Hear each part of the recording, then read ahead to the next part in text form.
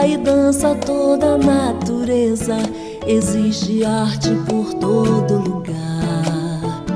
É só olhar e ver os passarinhos deslizando e as borboletas que rodam. Vitor Contino oferece o programa Consciência e Transformação. Nós temos observado a cada dia um número crescente de pessoas que reclamam da sua exposição, das críticas que são feitas a elas, da exposição de situações individuais e particulares para o mundo digital. O uso da internet como forma de bullying. É isso que nós vamos falar hoje no nosso Consciência e Transformação.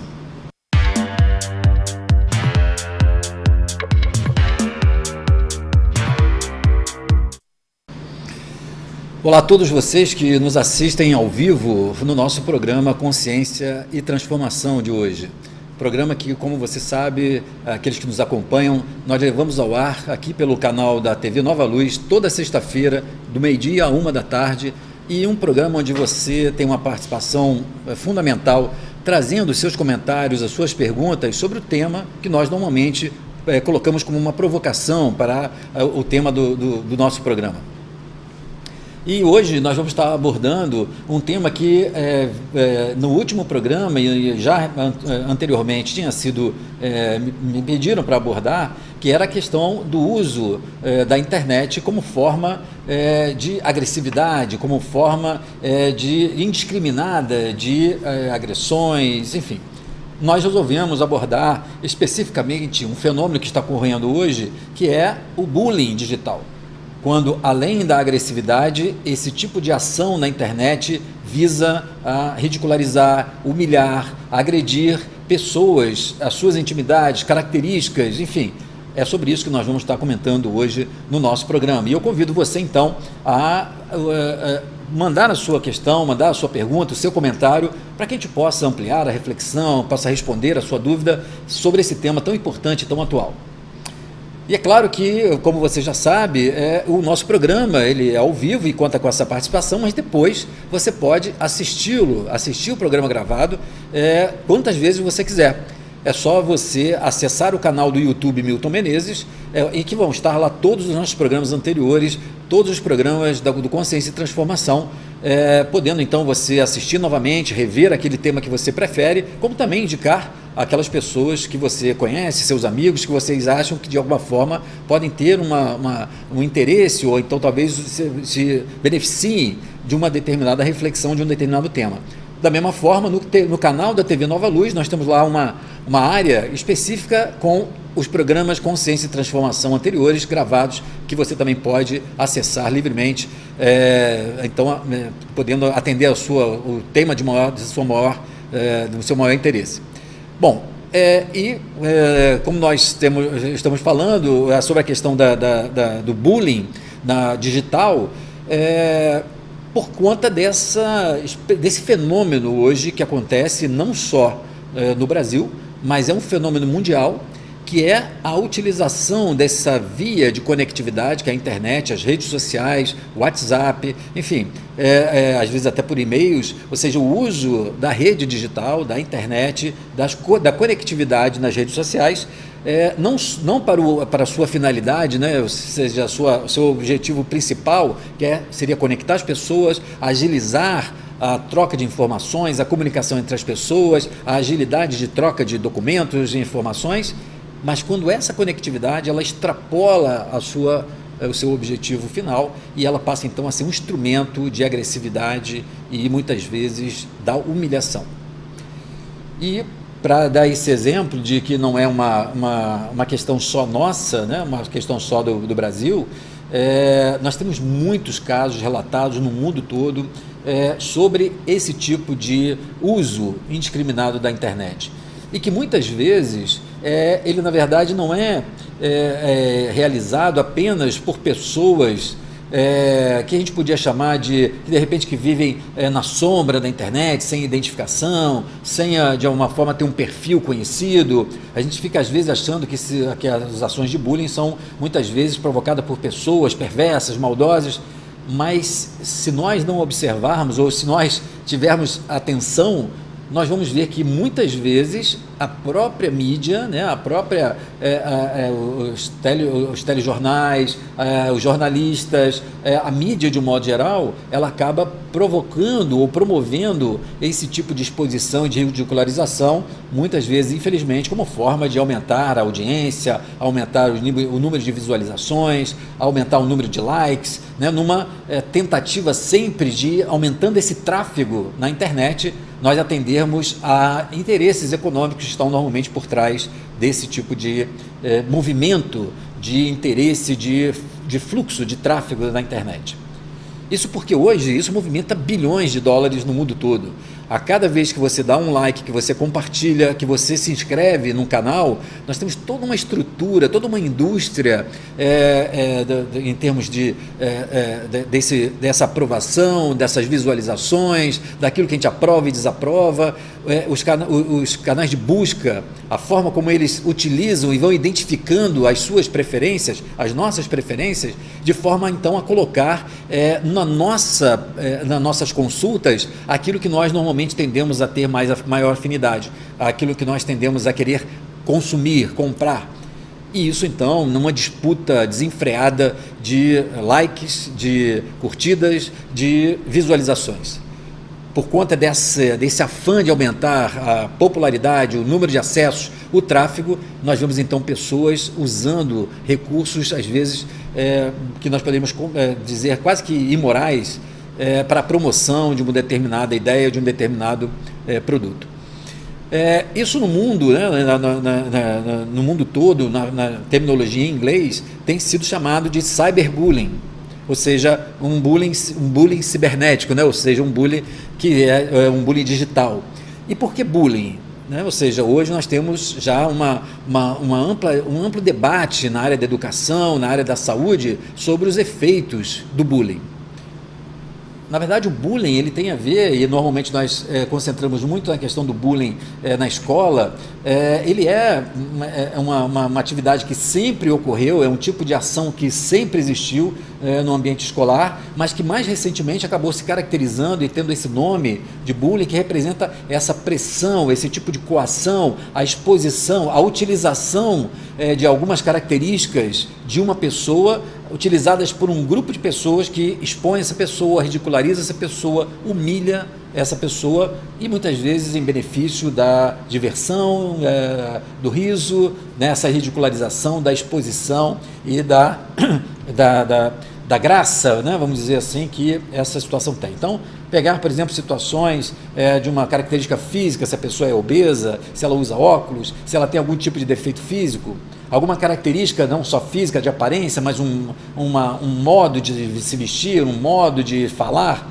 representando então o destaque dessa característica e uma ridicularização, fazendo com que a pessoa se sinta inferior, que ela se sinta humilhada, que ela se sinta depreciada por conta disso. A exposição sistemática acaba provocando então uma espécie severa de agressão psicológica, às vezes até chegando ao ponto de agressões físicas.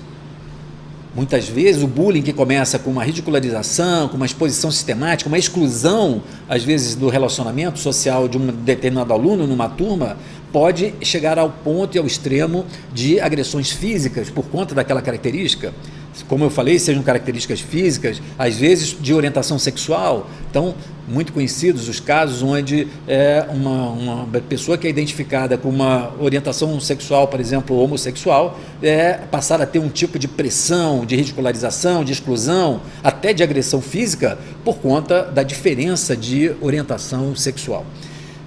E aí, essa questão que é muito explícita nas relações físicas, ela ultrapassou o muro da dimensão física, a dimensão material, e alcançou o grande e vasto mundo da rede social, da internet no mundo.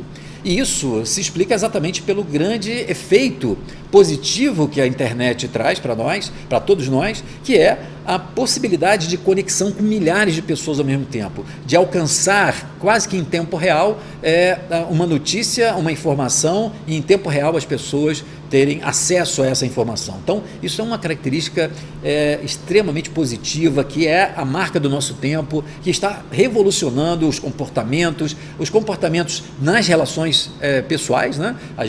Os sites de relacionamento estão aí para mostrar essa, né? É claro que isso é um questionamento à parte sobre a qualidade, o tipo, o objetivo desse site de relacionamento, mas o fato é que eles, de fato, promovem uma possibilidade de conexão que fisicamente seria impossível de nós conhecermos, nos relacionarmos, iniciarmos qualquer tipo de relacionamento com pessoas, às vezes, do mundo todo. Mas é justamente com esse aspecto positivo, dessa capacidade de alcance e de proliferação, de contato em tempo real com pessoas de diversas camadas sociais e locais, nós temos, então, um mau uso desse tipo de facilidade que a internet traz. E aí, quando a gente fala de mau uso, é no sentido de justamente se aproveitar esse tipo de conectividade para, por exemplo, promover uma espécie de bullying digital. Então, bullying digital, o cyberbullying, no termo em inglês, ele representa exatamente o uso das redes sociais ou da internet como forma de agressão, de humilhação, de exposição. Eu fiquei muito impressionado algum tempo atrás, há poucas semanas atrás, quando inclusive fiquei bem interessado de abordar esse tema com vocês aqui no nosso programa, foi uma palestra que eu assisti pela internet, no YouTube, uma palestra dada por aquela mulher chamada Mônica Lewinsky. Para aqueles que de repente não se recordam, Mônica Lewinsky foi uma mulher que foi identificada como tendo um relacionamento amoroso com o então presidente dos Estados Unidos, Bill Clinton, e que foi alvo de um escândalo político, né, uma crise no governo americano, que promoveu uma repercussão no mundo todo pela identificação de um relacionamento amoroso de Mônica Lewinsky com Bill Clinton, sendo ainda Bill Clinton, né, casado e presidente dos Estados Unidos. Eu assisti a palestra de Mônica Lewinsky falando de como foi devastador na sua vida pessoal esse episódio. E ela começa a contar, então, a forma como muitas pessoas começaram a editar materiais de fitas e de e-mails dela, trocando com Bill Clinton, e cortando e editando áudios e e-mails, pegando apenas aquelas partes que, quando colocadas e expostas publicamente, fizeram com que ela fosse associada a uma imagem de prostituta, de leviana, de interesseira, enfim. Uma coisa que, na verdade, fora de um contexto, colocava ela numa posição extremamente delicada de exposição, de ridicularização, de humilhação. Ela conta nessa palestra sobre quantas e quantas vezes ela pensou justamente em terminar com a própria vida, tamanha era a pressão e o tipo de exposição, porque ela então não podia mais sair à rua, não podia, por exemplo, se identificar para uma entrevista de emprego, porque de tal forma ela ficou conhecida nesse sentido, que aquilo se transformou numa verdadeira catástrofe na vida dela. Como ela, depois eu comecei a pesquisar isso, e aqui, até por alguns casos que eu tinha no Brasil, são milhares de casos de pessoas que, expostas na internet por algum tipo de situação ou de características desse bullying digital, de fato cometeram um suicídio, ou seja, acabaram terminando com a sua própria vida por não suportarem a extrema situação de ridicularização, de exposição, inviabilizando o contato social na sua cidade, na sua comunidade, na sua escola, enfim. Uma delas, uma garota americana de 16 anos, iniciou uma relação virtual, num chat de relacionamento, e depois num canal privado com um rapaz. Eles começam então a alcançar um nível de intimidade, ele começa então a pedir que ela enviasse fotos mais íntimas, fotos mais sensuais, e ela, acreditando que realmente estava num ambiente seguro, de repente é surpreendida com a colocação na internet, a divulgação nas redes sociais das suas fotos, daquelas fotos de intimidade para o mundo todo. Não suportando então a reação da família, a reação da comunidade, essa menina se joga do alto de um prédio e envia então a tirar a própria vida. No Brasil nós temos vários casos, né, de pessoas famosas que tiveram isso, mas mais até essas questões das pessoas famosas acabam nos aparecendo mais na mídia, a gente fica então conhecendo. Mas na medida que a gente entra na área da saúde mental, né, dentro da minha área de atuação, nós temos visto que é um número crescente de pessoas que às vezes não com essa exposição tão radical, mas também são destratadas, são agredidas, são humilhadas, apenas porque defenderem um ponto de vista, por exemplo. E aí a gente observa no nosso dia a dia, né, as polarizações das ideologias políticas, das ideologias sobre gênero, sobre a questão das minorias, como de alguma forma o uso, né, da internet favorece um tipo de agressividade, um tipo de humilhação que alguns pesquisadores, alguns sociólogos e psicólogos hoje no mundo todo têm falado sobre uma cultura da humilhação. Nós, sem nos darmos conta, estamos convivendo e estabelecendo o que muitos têm chamado de uma cultura da humilhação. Quando a gente fala da cultura da humilhação, é porque de alguma forma nós acabamos inserindo isso como algo natural, como uma possibilidade de expressar a sua opinião, a liberdade de expressão da sua opinião, a perda dos limites em relação àquilo que seria razoável, aos limites em relação ao respeito, em relação às diferenças de opinião, as diferenças de orientação sexual, e ao invés então de haver um debate ou uma reflexão que seja respeitosa, aquilo que é identificado como diferente daquilo que eu penso é tratado de uma forma agressiva, extremamente implacável e com um nível de rispidez, né, de ridicularização que leva a danos, nesse sentido, danos psicológicos, sociais, extremamente relevantes e que tem se transformado num problema de saúde.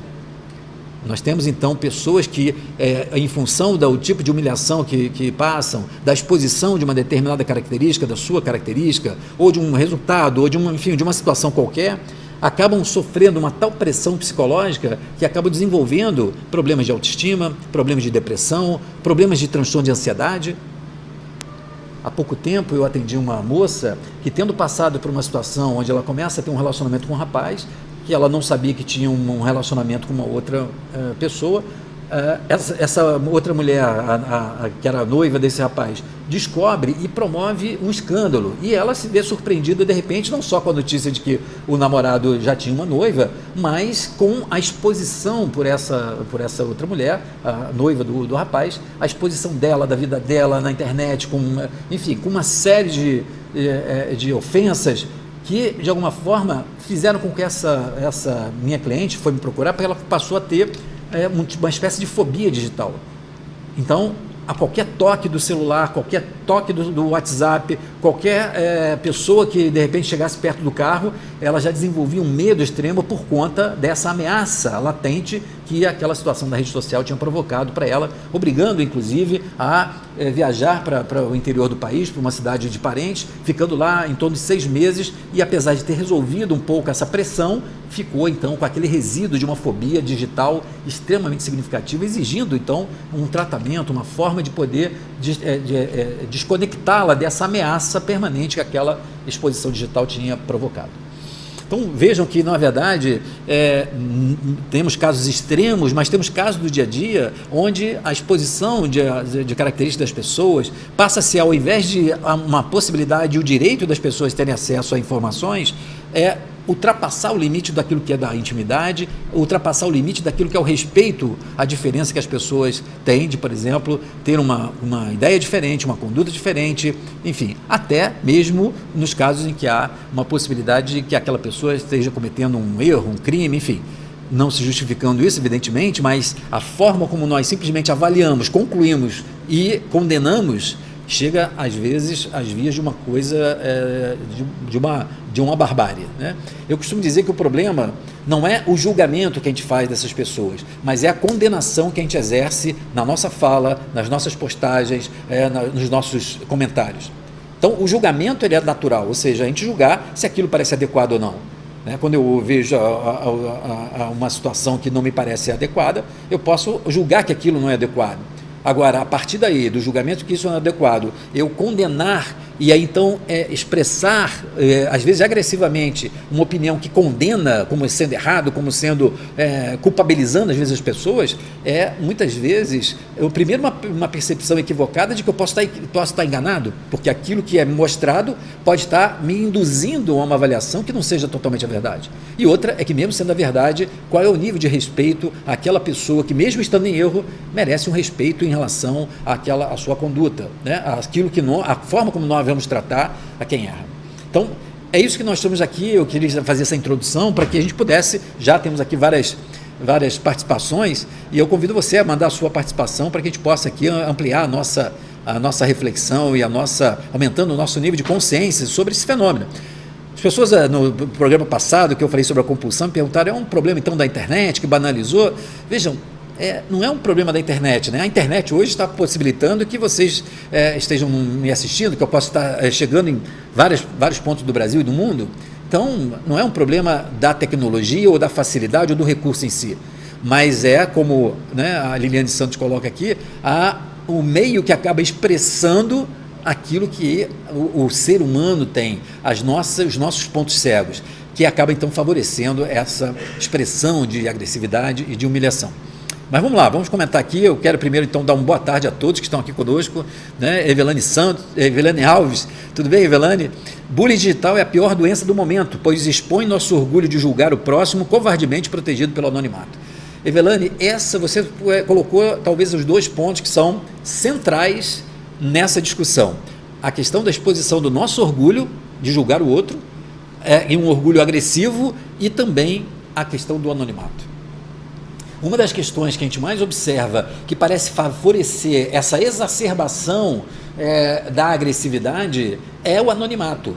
Um certo anonimato, né? Porque hoje, na verdade, você pode criar um perfil fake no Facebook, e aí com isso você não ser tão identificado, mas isso normalmente é frágil, e as pessoas muitas vezes não se dão conta de que, tendo seus perfis, mas achando que elas estão na distância, porque elas estão de um lado da tela, do teclado, e as outras pessoas não estão próximas, elas então são capazes de se julgarem no anonimato e são capazes então de trazer a essência ou a intensidade da sua agressividade, da sua raiva, da sua inveja, da sua crítica, do seu julgamento. Então, é exatamente isso, né? Ou seja, esse pseudo-anonimato que favorece a exacerbação.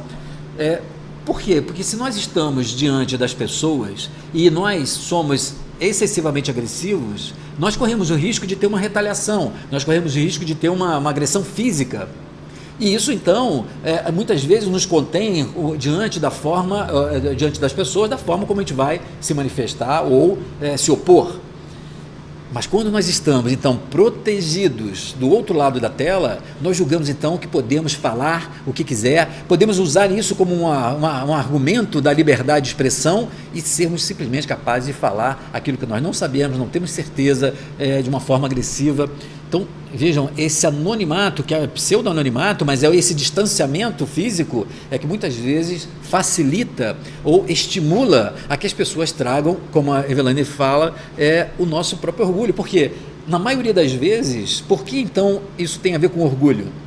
Porque, na maioria das vezes, essa nossa possibilidade de crítica, ela pressupõe inconscientemente de que eu sei o que é melhor, que eu sei o que é certo e aquela pessoa está errada. Isso que eu faço está correto, é melhor. Aquilo que a pessoa faz é pior.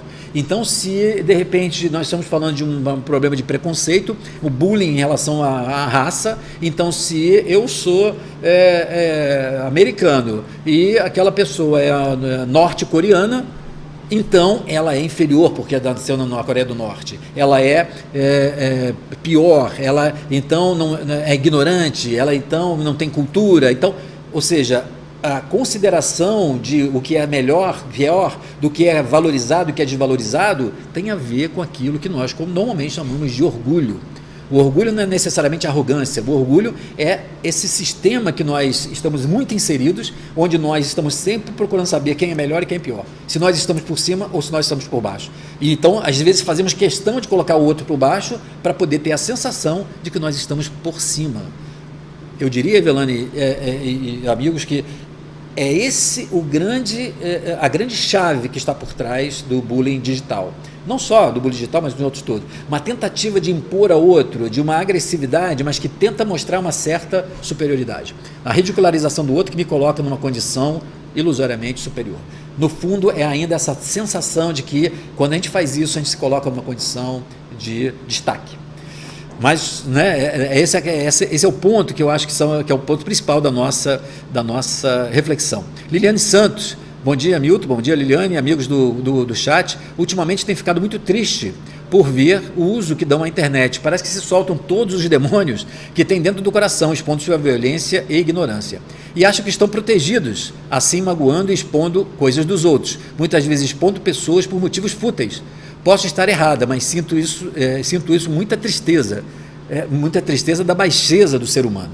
Liliane, isso de uma certa forma é triste, porque a gente vê de uma forma impotente, né, porque nós não temos muito, vamos dizer assim, o que fazer diretamente em relação a isso, como isso de fato, e às vezes, como você fala, por motivos fúteis, às vezes por uma mera questão de poder sobressair, por às vezes algum tempo, porque essas notícias normalmente elas expõem, elas viralizam, né, como a gente costuma chamar na internet, elas se tornam, viralizar quer dizer, elas se tornam multiplicações de compartilhamentos e visualizações que expõem, às vezes em segundos, a milhões de pessoas.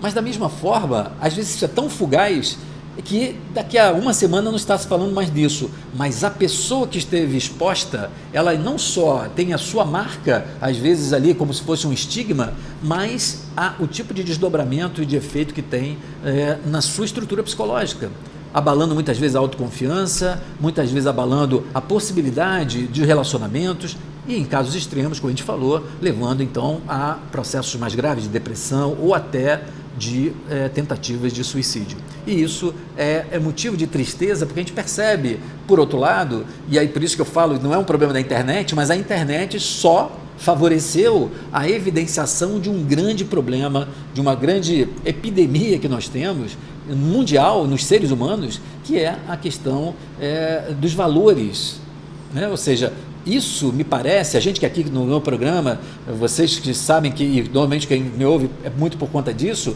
quando a gente considera a questão da dimensão espiritual, isso tudo muda muito de figura e de cenário. Porque na maioria das vezes nós estamos considerando apenas a dimensão material e elegemos coisas que materialmente podem nos parecer mais ou menos, melhores ou piores, superiores ou inferiores. A cor da pele, o quanto de dinheiro a gente tem, o tipo de carro que a gente tem, a cultura que a gente tem, aonde a gente mora. Mas quando a gente considera uma realidade espiritual, quando a gente considera essa realidade, por exemplo, considerando inclusive o fenômeno da reencarnação, esse tipo de critério e referências materiais, eles caem por terra. Porque se isso nesse momento é uma realidade, eu tenho a pele branca e o meu amigo tem uma pele negra, isso na verdade espiritualmente não representa quase nada, a não ser uma experiência específica que traz o fato de eu ser um homem e não mulher, de eu ter nascido num tipo de país e não em outro, ter nascido numa época e não na outra. Agora, quando nós começamos então a pensar na realidade espiritual, isso fica em segundo plano, porque a partir do momento que a realidade espiritual é mais relevante e é a reencarnação, essas dimensões, esses critérios materiais, eles podem ser mudados a cada encarnação. E muitas vezes nós vamos precisar passar até por essas experiências diferentes para enriquecer a nossa consciência, os nossos valores espirituais, a nossa consciência de nós mesmos, do mundo, do sentido da vida. Então isso demonstra, Liliane, e a tristeza talvez seja por conta disso, que nós ainda temos um grande caminho de transformação a realizar em nós e no mundo. Agora, se nós de alguma forma já temos essa visão, a pergunta que não quer calar, né, é por que então nós estamos reencarnados nesse momento, nesse contexto, com essa realidade à nossa volta? Primeiro, porque a gente possa tomar consciência e poder aumentar o nosso nível de discernimento. E a outra é o que nós podemos então fazer para que haja uma neutralização desse efeito nocivo para que haja um efeito positivo. Vocês que nos assistem, que estão assistindo, por exemplo, no programa gravado, a gente muitas vezes olha para um vídeo na internet, e às vezes vídeos que estão buscando, e canais que estão buscando um número recorde de visualizações, dirigido a um público infantil ou a um público adolescente, onde os conteúdos são às vezes banais, são quase de uma baixaria, né? e a gente vê um número de visualizações, de likes, e a gente às vezes vê, né, quando a gente acompanha aqui para a gente ver o alcance do programa, como na verdade há uma diferença absurda, né, entre o número de visualizações dos nossos programas e esses canais. Isso representa uma característica das pessoas que estão buscando esse autoconhecimento, buscando compreender sobre a vida, e alguns outros tantos e milhares de pessoas que estão, muitas vezes, o que eu costumo dizer, estão transitando na espuminha da vida, né? Estão ali na espuminha da praia, não estão realmente se apropriando da reflexão e de ressignificar a vida. Mas essa é a nossa realidade, então, de alguma forma, talvez esse seja o nosso papel, de estar refletindo sobre isso e podendo produzir conteúdos que sejam positivos, né? Conteúdos que possam estar enriquecendo e fazendo as pessoas crescerem, não com a finalidade de humilharem, diminuírem, enfim, submeterem as pessoas a essas situações de ridículo. Agora, a tristeza, Liliane, ela tem a ver com essa perda, né? Com essa constatação de uma certa desesperança, mas veja, como todas as contribuições da tecnologia, nós temos sempre uma possibilidade do bom uso da tecnologia. Evitar, então, às vezes, compartilhar situações que a gente não acha que seja adequada, neutralizar, às vezes, essas polarizações. Isso são coisas que nós podemos fazer no nosso dia a dia, no nosso grupo de influência e que também pode ir se alastrando utilizando o próprio benefício da internet. Inalva, de Vitória da Conquista, o pessoal da Rede Amigo Espírita, que está sempre conosco, né? Também, o pessoal do Facebook que nos acompanha. Então, é uma alegria muito grande estar com todos vocês aqui no nosso programa Consciência e Transformação. Márcia Gonçalves, Milton, acredite se quiser, não utilizo rede social, pois tenho muito medo do ser humano. Já vi acontecerem coisas inacreditáveis. Isso me entristece muito. Márcia, mas é como eu estava acabando de falar, é compreensível, né, que às vezes o nosso medo, o nosso receio de estar às vezes tão vulnerável, tão exposto a uma situação como essa, é compreensível que a gente faça um movimento que a gente chama de um comportamento evitativo, um comportamento de evitar. Mas, por outro lado, como eu falei, nós podemos também estar concentrando a nossa atenção para poder transformar e poder utilizar pelo lado positivo do instrumento. Quando então nós nos preocupamos e passamos a ter uma atenção de filtrar aquilo que a gente compartilha, os tipos de amigo que a gente aceita, né, às vezes no Facebook, ou enfim, o tipo de perfil, nós passamos então a poder colocar um pouco mais desse filtro daquilo que seria uma finalidade mais equilibrada do uso da rede social. Vocês podem imaginar, quer dizer, que o pessoal às vezes me acessa no Facebook, porque a gente aparece no programa, palestra, enfim, livros. Então as pessoas nos procuram no Facebook. E aí as pessoas às vezes me solicitam amizade. É claro que eu não conheço todas as pessoas que estão como meus amigos no Facebook. Mas eu olho criteriosamente o perfil das pessoas que me solicitam amizade, porque às vezes é muito frequente eu rejeitar, porque são pessoas que têm perfis, por exemplo, onde nitidamente são perfis de mulheres, por exemplo, de fora do país, onde não tem nada no perfil, onde, por exemplo, tem nitidamente uma possibilidade de contato para questões sexuais, para ofertas de serviços sexuais. Então, pelo tipo de foto, pelo tipo de perfil, a gente vê que de repente não são pessoas que estão de fato querendo uma conexão para conhecerem o trabalho do Milton Menezes e tal, mas indiscriminadamente estão querendo aumentar o número de contatos para levarem esse tipo de informações, de propostas, enfim, de oferta de algum tipo de produto ou serviço. Então, é preciso a gente ter esse tipo de cuidado, né? E filtrando isso, nós conseguimos transformar essa possibilidade de aplicação negativa no grande instrumento que a internet e as redes sociais podem ser.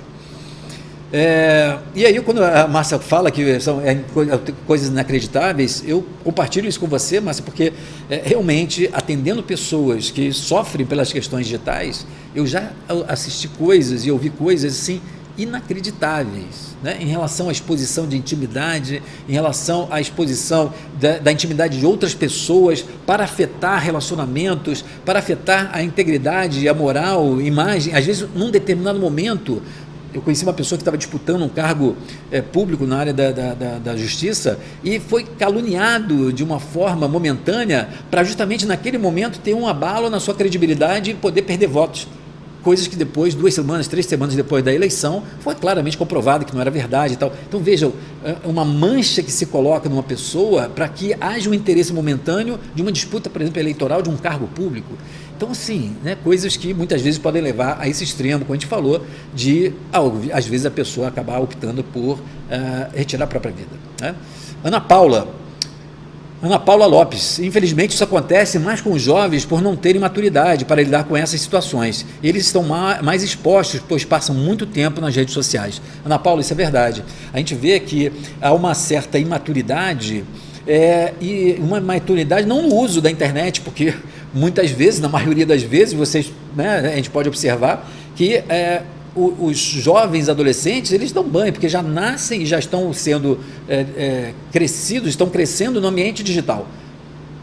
A facilidade de manipulação dos equipamentos, dos aplicativos, da tecnologia é soberbamente maior nos jovens, adolescentes e crianças do que nas faixas de mais idade.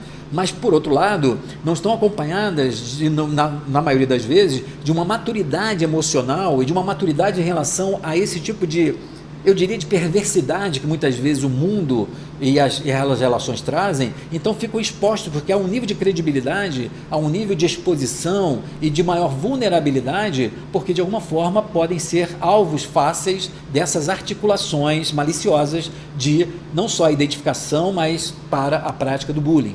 E é claro que a gente pode, além do bullying, falar da pedofilia, pode falar dos golpes, né, em termos de cartão de crédito, de compras fictícias, de roubar perfis, enfim, uma série de problemas que o mundo digital, apesar de todo o aspecto positivo, ele acaba trazendo, e os jovens, de fato, acabam sendo um alvo mais fácil, não só por essa imaturidade, mas também por utilizarem amplamente esse recurso tecnológico.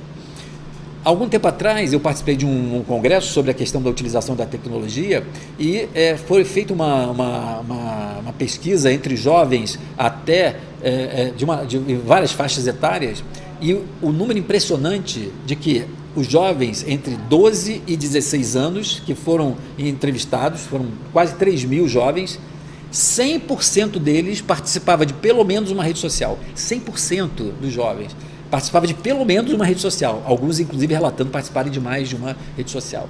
Então, um percentual que vai se modificando, né, dos 16 aos 20, de 20 a 25 e por aí vai, esse percentual vai diminuindo, né, do número de pessoas que têm rede social, mas no jovem principalmente, isso hoje é uma realidade, né, de comunicação, de relacionamento, né. A Ana Paula continua ainda conosco aqui, onde muitos pais negligenciam a própria presença e a ver o que os filhos estão vivendo. Essa, Ana Paula, é uma recomendação que eu sempre dou, né, aos pais e mesmo aos jovens, que é isso, é poder ter a liberdade e também a disposição de acompanhar o nível e o tipo de relacionamento digital que os nossos filhos têm. Né? Isso não é fácil, isso requer às vezes tempo, uma dedicação em relação a isso e principalmente um canal de comunicação efetivo que deve ser trabalhado, mantido para que haja esse tipo de troca. Muitas vezes com meus próprios filhos, de perguntar assim, ok, você está jogando, mas qual é o jogo? Esse jogo é bem violento, né? Que canal é esse do YouTube? Estou ouvindo aqui muito palavrão, então olha só, esse daqui, por que tem tanto palavrão? Não, realmente, e aí eles começam a perceber isso, né? Claro que quando eles estão sozinhos podem ver, mas quando a gente começa a discutir, não pela proibição em si, mas qual o sentido daquilo, naturalmente eles também vão começando a discernir aquilo que é viável e aquilo que não é, mas exige de fato uma atitude não só de rigor punitivo ou restritivo dos pais, mas principalmente de uma compreensão de o que está levando aquele jovem a estar acessando mais aquele canal onde tem um determinado tipo de apelo, mais sexual, mais de jogo, mais, enfim. É esse conhecimento que faz com que a gente de fato possa conhecer melhor os nossos filhos e aumente a nossa possibilidade de orientá-los, de perceber, há uma realidade em relação a esse movimento digital, mas para que isso não se transforme, não exponha, por exemplo, nossos filhos a situações de bullying, ou a situações de pedofilia, ou de uma exposição desnecessária. Thaís, obrigado Thaís pela participação. Miriam, a internet é ambiente sem nenhum limite. Veja bem, por que sem nenhum limite? Porque a proposta, inclusive, da internet, hoje existem muitos debates sobre isso, né? É que se você restringe oficialmente, você cria nisso uma possibilidade de manipulação ideológica, daquilo que pode e que não pode. Quem é que pode dizer o que pode e o que não pode num mundo tão diverso como hoje? Como cercear a liberdade de alguém acessar ou não aquilo que deseja? mas como também fazer isso com responsabilidade, com consciência. Essa é a grande questão, né, Miriam, que nós estamos nos deparando, e eu acho que essa reflexão que nós estamos fazendo aqui, ela fala exatamente disso. O problema, então, não está na internet, ou não está na forma como ela se dá, ou a falta de limite, mas ela expõe que essa falta de limite faz com que a gente, então, não reconheça limites que sejam mais naturais, limites mais morais, limites talvez mais éticos, em relação, por exemplo, à questão do bullying, onde, então, eu não me preocupo e, não tendo esse limite, eu sou capaz, então, de unilateralmente expor sem qualquer consequência. E é claro que hoje já não é bem assim. Hoje as pessoas estão respondendo por questões digitais. Há algum tempo atrás eu atendi uma jovem que tinha na escola colocado uma postagem ridicularizando e humilhando um professor. Depois ela retirou essa postagem, mas isso tinha sido registrado durante algum tempo. E essa jovem, que era menor de idade, ela foi processada por esse professor, ela foi retirada da escola e a mãe dessa jovem respondeu judicialmente porque era responsável, foi obrigada a serviços comunitários e tal, ou seja, mas só que a possibilidade e o alcance e a imediaticidade do impacto é de tal ordem que mesmo que depois tenha uma punição ou um tipo de censura ou de consequências para isso, muitas vezes o efeito negativo ele já se estabeleceu, ele já promoveu um nível de desequilíbrio, de humilhação, enfim, afetando às vezes decisivamente a vida de uma pessoa. O bullying ele tem essa grande capacidade de deixar marcas que às vezes ficam registradas ao longo de toda a vida daquele indivíduo, mesmo na sua velhice. Elizabeth Santos, infelizmente a tecnologia não é usada só para coisas boas, é isso, né, Elizabeth? É como tudo, né? Então, se você usa lá desde o início do tempo as questões do uso da radiação, você pode fazer uma bomba, né, atômica, ou você pode produzir energia, ou você pode produzir um equipamento que pode ajudar na medicina. A tecnologia ela está a serviço, ela é um pouco neutra, ela vai depender exatamente daquilo que nós trazemos como aspiração, como sentimentos. O bullying digital, ele normalmente evidencia essa perversidade, esse interesse, esse prazer, às vezes, sádico, de poder ver o outro numa situação difícil, de ridicularizar, humilhar o outro como forma de exacerbação da minha superioridade, do meu orgulho. Mas esse é o nosso desafio, né, em relação à tecnologia. Graça Augusto, e mostra o nosso inferno interior, porque aquele que usa a internet para intolerância, julgar, não está em paz. É isso, né, Graça? Quando a gente olha para isso, tem vezes que pessoas olham, ficam indignadas, ficam com raiva, mas na verdade reconhecer nessas pessoas os desequilíbrios é uma forma de a gente também considerar que são espíritos em perturbação, né? Isso não justifica e não é um nível de defesa, evidentemente, mas é uma compreensão de que há também um processo de muito desequilíbrio nesses seres, nessas mentes que estão necessitando de usar isso para, por exemplo, se reconhecerem ou serem reconhecidos como sendo melhores, como sendo então superiores, como sendo então desejados, amados ou pertencendo a um determinado grupo. Então, vejo que isso demonstra e explicita de uma forma muito contundente as nossas grandes áreas sombrias do nosso psiquismo, da nossa alma. Então, isso faz com que a gente reforce essa proposta de identificar isso e conseguir desenvolver processos de educação espiritual, de consciência dessas pessoas, né? Ana Paula Lopes, novamente, as pessoas que tiram a própria vida por causa dessa expressão da sociedade em julgar as pessoas que se expõem e erram, elas têm o sofrimento amenizado após o desencarne? Veja, Ana Paula, é muito difícil afirmar simplesmente isso, porque tudo isso depende da questão do sofrimento após a morte, após o desencarne, né, da condição do espírito, depende muito do nível de consciência espiritual que aquela pessoa tenha.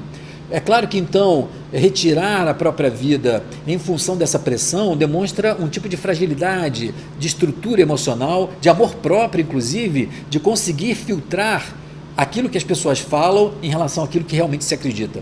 Então, dependendo do tipo de estrutura e de imaturidade ou de idade espiritual, vamos dizer assim, em termos de maturidade, é claro que uma pressão, às vezes, desumana sobre alguém acaba sendo um atenuante, porque às vezes as pressões externas são tão violentas que algumas pessoas não se reconhecem com a estrutura para suportar isso.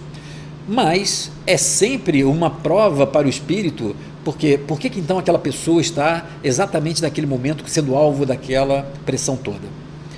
Isso às vezes é difícil da gente poder compreender, porque fica parecendo então uma grande injustiça da vida, da injustiça de Deus. Nós todos estamos nas situações que estão sempre nos levando ao maior desenvolvimento possível da nossa alma. E aí, por mais estranho que pareça, as pessoas que passam por uma situação como essa estão sendo experimentadas a um aprendizado extremo, mas necessário também para a sua alma. Então, se a pessoa passa por essa situação e ela consegue processar isso, por exemplo, perceber que de alguma forma é a necessidade de desenvolver amor próprio, ela vai sofrer menos após o desencarne com esse tipo de situação. Se ela ainda fica movida por essa insegurança, esse tipo de sofrimento ele pode ainda perdurar por conta da falta de consciência da pessoa em relação ao aprendizado necessário que aquela situação extrema trazia. É uma situação da complexidade da vida e do entendimento do sofrimento. É por isso que a gente abordou no livro, o sentido do sofrimento, essa lógica de que o sofrimento está sempre no papel pedagógico para o desenvolvimento de valores da alma. Só que no nível do ego, às vezes a gente assistir uma coisa como essa, nos torna às vezes duvidosos dessa lógica, porque a gente ainda não consegue compreender muitas vezes essa dinâmica interna, às vezes sutil, que tem num aprendizado, numa situação como, por exemplo, um bullying, tão às vezes severo, às vezes como é que a gente assiste hoje, Por outro lado, às vezes, vamos completar aqui, às vezes a própria experiência dessas pessoas estão nos servindo hoje, para nós que estamos aqui, para refletirmos sobre isso, estamos amadurecendo a nossa reflexão a partir também da experiência dessas pessoas. Então, vejam como que a vida está totalmente interligada e é interdependente, todas as coisas estão conectadas, mais do que a da internet. Graça Augusto, atualmente, deixa eu ver aqui que desceu. Atualmente estamos assistindo na rede social a alguns discursos de ódio e intolerância. É isso que eu estava falando, Graça? As polarizações das de ideologias diferentes, posições diferentes, têm rompido totalmente com o mínimo de respeito, no mínimo respeito à diferença de opinião, e nós passamos então a ter discursos ofensivos. Então, porque é diferente, tem que ser eliminado. Isso empobrece, na verdade, a natureza e o desenvolvimento do ser humano. Patrícia Moraes, acredito que já passou da hora de ter a conscientização das pessoas sobre a calúnia e a difamação. E é por isso, Patrícia, que hoje a calúnia e a difamação, mesmo no bullying digital, ele é passível de punição legal, ou seja, é passível de condenação judicial. É que muitas vezes as pessoas não usam, não vão buscar, mas existem hoje departamentos na polícia civil especializados em crimes digitais. Não só de hackers, de vírus, mas também de fraudes e também de calúnia e difamação, que também pode ser provada e pode ser executada criminalmente, fazendo valer o direito da pessoa em relação à manutenção da sua imagem quando ela é tratada dessa forma.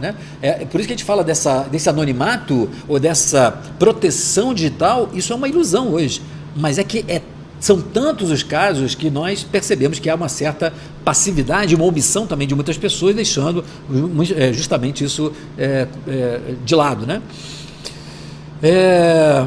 Ana Paula de Freitas de Nilópolis, boa tarde, pessoal de Nilópolis. Miriam, penso que quanto menos situações pessoais sendo compartilhadas em relação nas redes sociais, melhor. Isso é um problema, Miriam? O que realmente a gente pode ou não colocar, ou deve ou não colocar na rede social? Eu participei de um estudo, alguns anos atrás, das redes sociais sendo utilizadas para entrevistas de emprego, para seleção de emprego. E aí, as pessoas nos Estados Unidos estavam usando as redes sociais. Então, se a pessoa na rede social demonstrava uma certa preferência religiosa, ele era excluído do processo seletivo.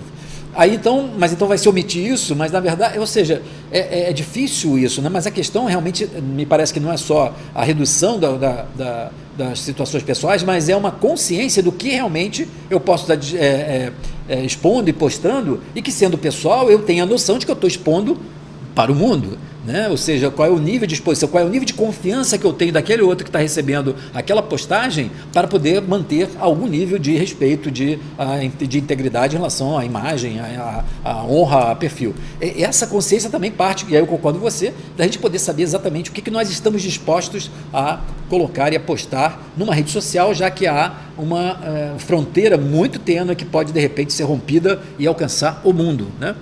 Jane Duarte, né? Boa tarde, Jane, amanhã estaremos juntos lá, né, no nosso curso. Sempre que entro no Facebook, me pergunto o que está acontecendo com as pessoas. Prazer em ferir o outro, seja discriminando, seja colocando como um ser superior.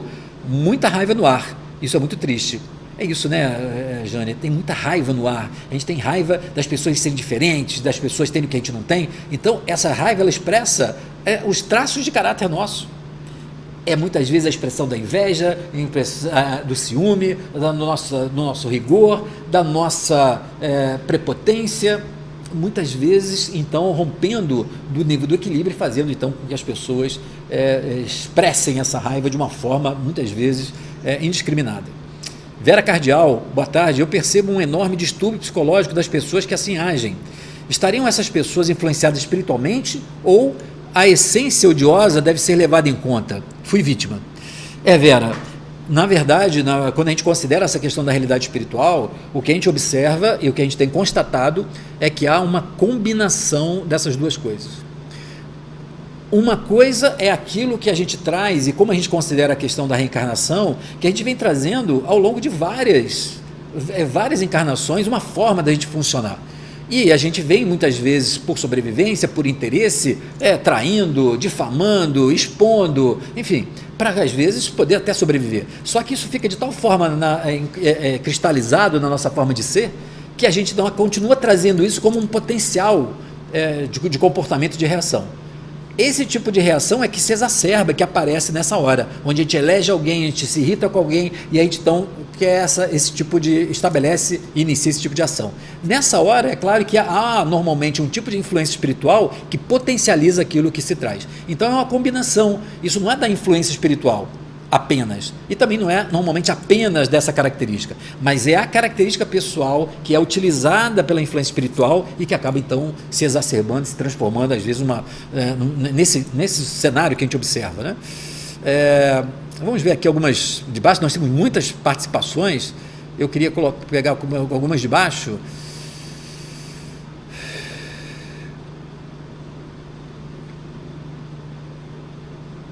Vamos ver aqui.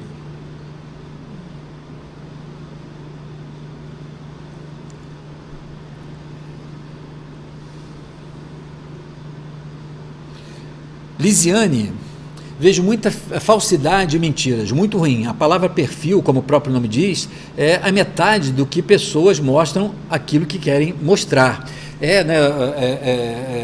Lisiane, muitas vezes a questão do perfil, os perfis falsos, né? Aquilo que a pessoa, que eu costumo dizer que a forma de conduta no Facebook, onde parece que as pessoas estão sempre muito felizes, elas estão sempre muito otimistas, elas estão sempre em ambientes muito bons, e aí elas são capazes de fazer aquela expressão para tirar uma selfie e depois estão ali num dia a dia pesado, mas passam ou procuram passar uma mensagem que, apesar de parecer ser boa porque é positiva e otimista, ela é falsa. E aí então, de alguma forma, isso fica no ar. Ou porque a gente percebe em algum nível que é falso, ou então porque a gente começa a estabelecer uma impressão assim, eu não consigo viver essa felicidade, eu não consigo ter isso, porque a gente acaba ficando impressionado com essa positividade, com esse otimismo, e a gente não consegue isso. Então isso cria um nível de tensão e de desgaste que é muito significativo no uso das redes sociais.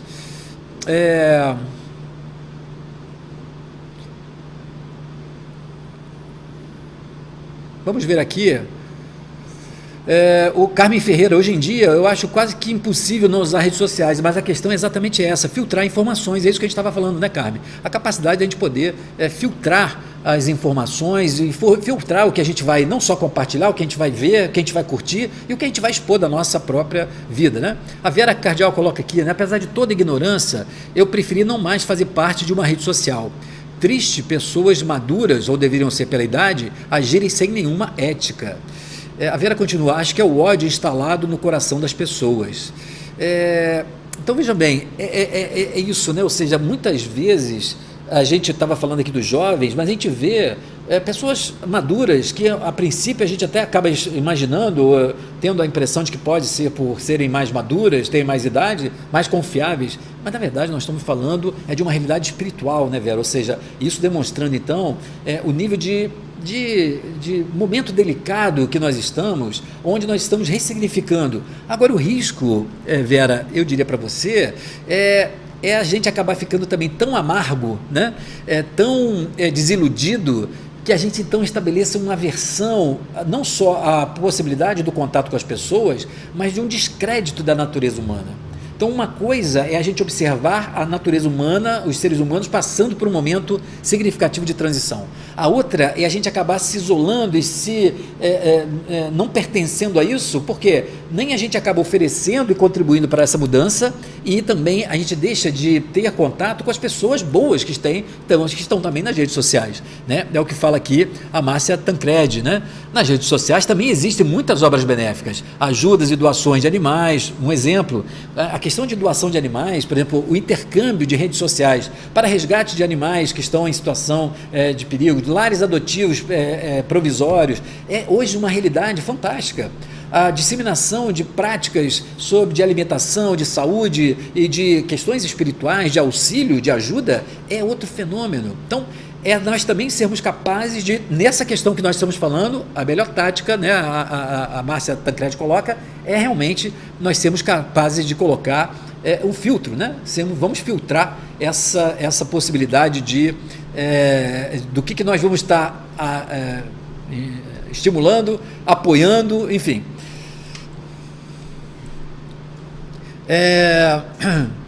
Comunidade Evoluir, né? Comunidade Evoluir, pessoal de São Paulo, acha a internet uma ferramenta incrível, apesar de algumas mentes doentias se expressarem por ela. Concordo com você sobre ser a oportunidade de fazermos diferente, lançarmos boas sementes.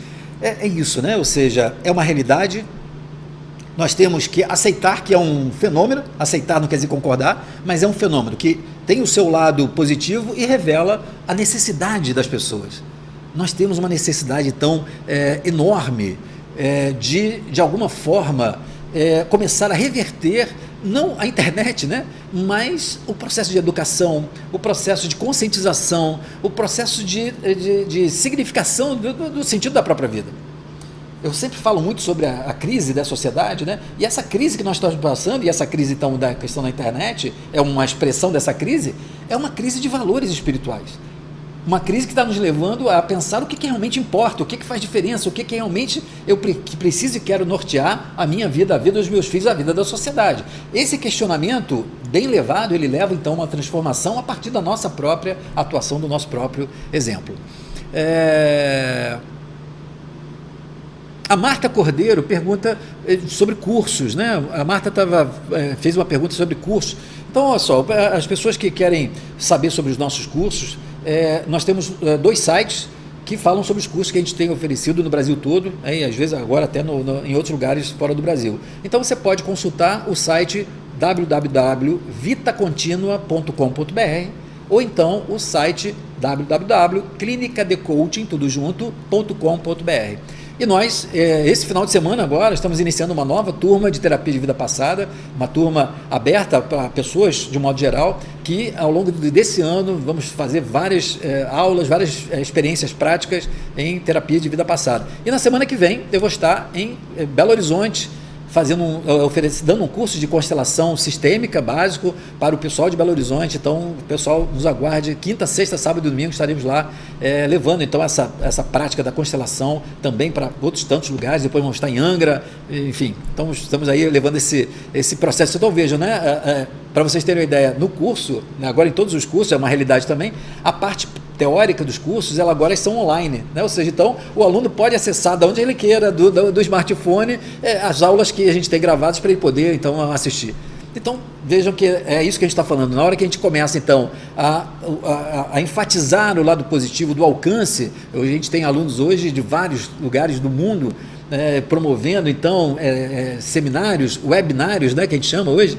Eu tenho webinários que eu faço sobre temas específicos que reúnem pessoas dos Estados Unidos, da Inglaterra, da Índia, né, pessoas que me conhecem o trabalho, vejam, então, do Brasil todo. Então, é essa questão que nós estamos falando do filtro, né, que pode fazer com que haja diferença. A utilização, como a Ceci Bragança está falando aqui, né, hoje eu faço a diferença em ajudar pela internet algumas pessoas, de poder transformar isso, né? Ou seja, quando eu estou fazendo aqui a divulgação do livro, por exemplo, Sentido do Sofrimento, e várias pessoas vão usar a internet para comprá-lo, ele beneficia a obra da TV Nova Luz, que atende as crianças carentes, porque todo o direito autoral do livro é direcionado para essa obra assistencial. Quer dizer, nós sermos capazes de poder filtrar, não sermos capazes de resistir a essa coisa e às vezes compartilhar histórias que a gente não tem certeza que são verdadeiras sobre pessoas. Quer dizer, interromper o bullying é uma forma de diminuir a força do bullying digital, né? Questões às vezes de colocar, não compartilhar coisas que de repente sejam extremamente agressivas, né? Sobre a política, é claro que todos temos o direito de expressar a política, mas experimentar e pensar que a pessoa do outro lado é digna do respeito. Eu posso colocar minha opinião, divergir sempre, mas respeitando também, sem deixar de respeitar o ser humano que está do outro lado. Se é um ser humano que erra, ele precisa se deparar, precisa dar conta das consequências do seu erro, mas o nosso nível de condenação ele tem que ser amenizado, porque muitas vezes nós podemos ser vítimas de, por exemplo, uma calúnia, uma difamação, como as pessoas colocaram, e na verdade, muitas vezes nós vamos ter que fazer um esforço, às vezes, sobre-humano, para poder provar que isso era mentira, que isso, na verdade, era uma calúnia. Então, as marcas e as cicatrizes que o processo desse chega, eles são sempre muito fortes, né? A Sônia Regina pede o nome do livro. Veja, Sônia, o livro que hoje nós temos que está sendo vendido, que ele foi novamente editado, é a 8ª edição desse livro, chama O Sentido do Sofrimento, do Desafio à Superação. Editora Boa Nova, você pode encontrar pelo site da Editora Boa Nova, todo o direito autoral desse livro é revertido aqui para a obra assistencial. O Sentido do Sofrimento. Ele está na 8ª edição, para minha alegria, porque é um livro que realmente a gente fala sobre essa questão espiritual, sobre a questão do sofrimento, sobre a questão da questão de vida passada relacionada ao sofrimento e o grande papel pedagógico que o sofrimento tem na nossa vida.